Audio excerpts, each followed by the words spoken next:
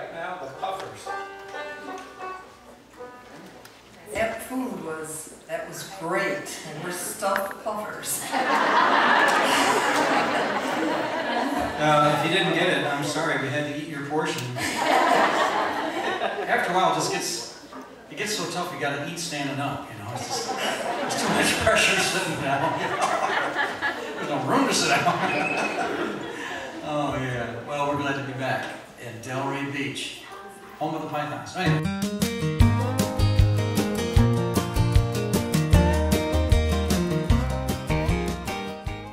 How many have seen us for the last time? Raise your hand. I only get the pastor on that one.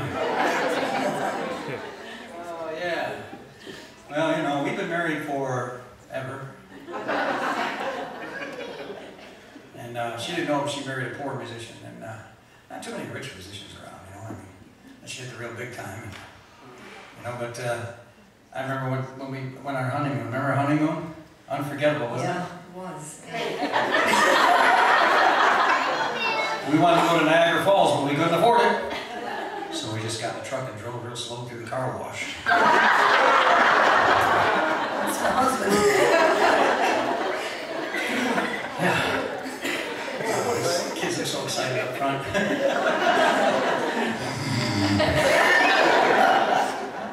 Stay awake down there. I don't know how to sleep and stuff. Okay. You know, and we live in a little town called Cicero, New York. Anybody heard of that? I know it's real here. Yeah, Cicero, home of the New York State bird, the mosquito. I don't know why we live there. God created everything for the purpose, but I'll tell you, mosquitoes make me wonder, you know. It's the closest thing I know that could be iffy. Triple E, coming to a neighborhood. Here you go. What we got? Then we got all these wires we live next to. I got wires here, but I got them at home too. You know, we live all next to all these power wires, you know. Does that make you nervous? You know, when you go out and your neighbor's orange?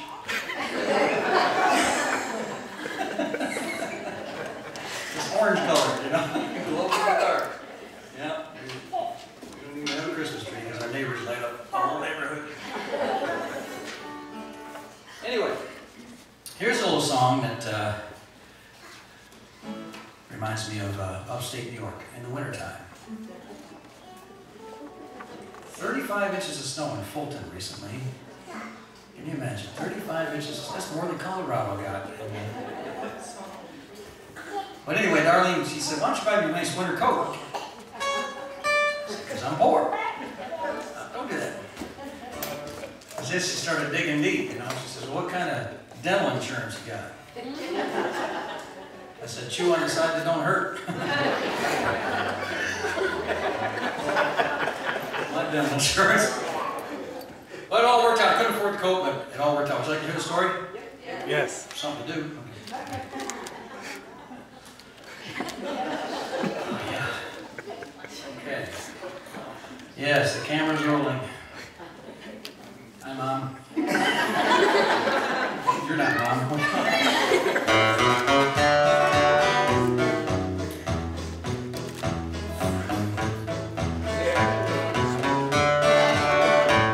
Since all her friends have got one, now my wife wants one too. An 8-length fuzzy fur coat, there ain't nothing else gonna do. Well, she said she looked real classy and make me proud of her if I would only break down and buy her fur.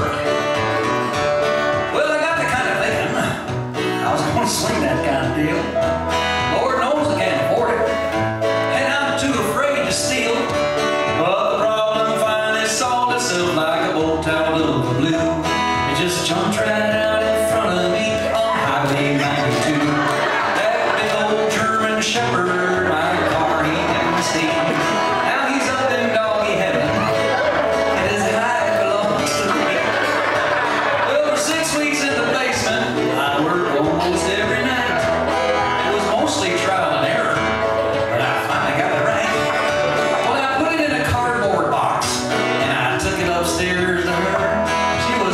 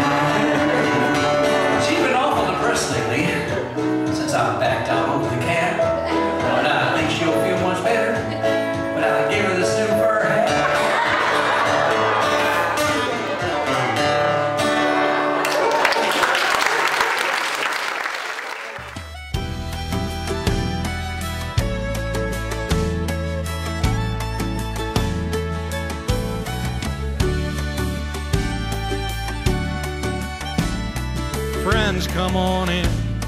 It's not too late. The door is still open. Why do you wait? God is patiently calling to you. The ark door is open. Won't you come through?